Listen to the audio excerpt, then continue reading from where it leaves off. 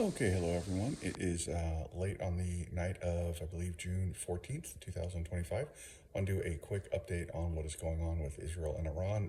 Obviously, there's a lot of news coverage. I think a lot of you are probably watching it. The main thing I wanted to point out is that energy targets have started being struck. The Israelis were the first to strike energy targets that hit a natural gas field that the Iranians used, and I believe they hit an oil depot. That was their warning shot to Iran. Iran had launched a very large ballistic missile strike at Tel Aviv. I'm sorry, I apologize. That was the one I kept calling Jerusalem yesterday. They did hit some targets. They did cause some casualties. The Israeli strike on the Iranian energy targets was their way of saying, back off the civilian targets. I think the subtext was, if you want to, we're hitting your military targets. If you want to hit ours, fair, but you start targeting civilians. We're not going to tolerate that.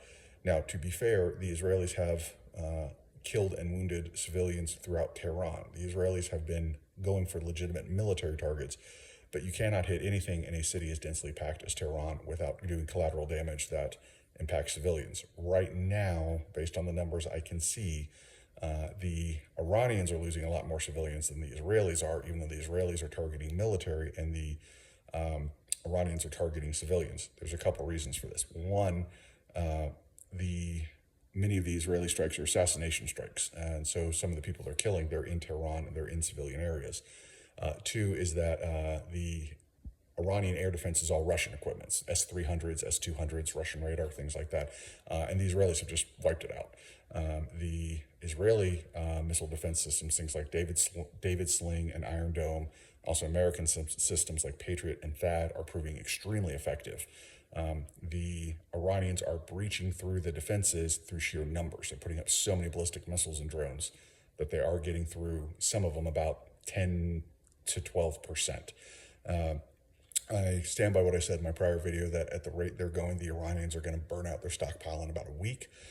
Now, I would expect that what they will do is they will reduce the rate of fire so as to extend the lifespan of their stockpile. The Israelis did take out at least a couple more launchers a couple more of the Iranian launchers. Sorry, going back to the main topic though, which is energy targets. After the Iranians continue to fire at Israeli civilian targets, the Israelis have stepped up attacks on Iranian energy targets. They've set off gasoline depots. They've set off, I believe they hit a refinery. The Iranians actually hit Israel's largest refinery, the one in Haifa.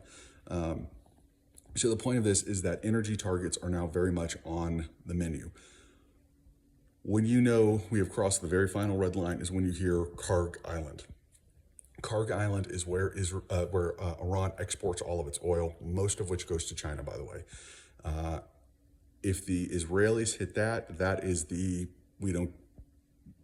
zero F's given target, because that's going to legitimately affect international energy prices.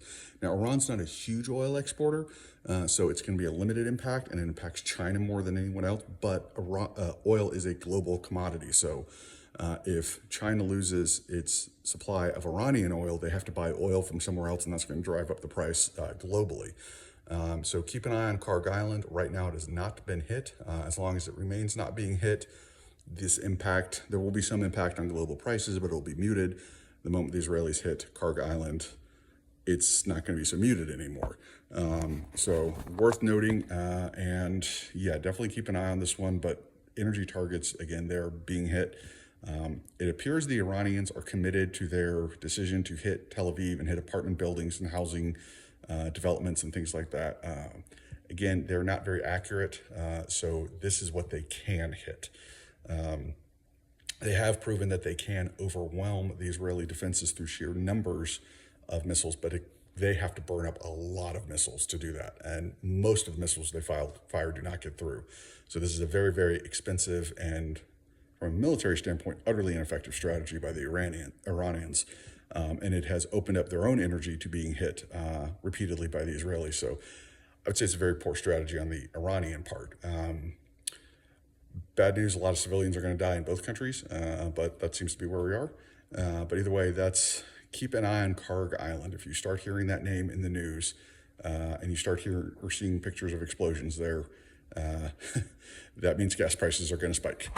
Okay, otherwise, hope everyone's having a great weekend and have a great Father's Day. Bye-bye.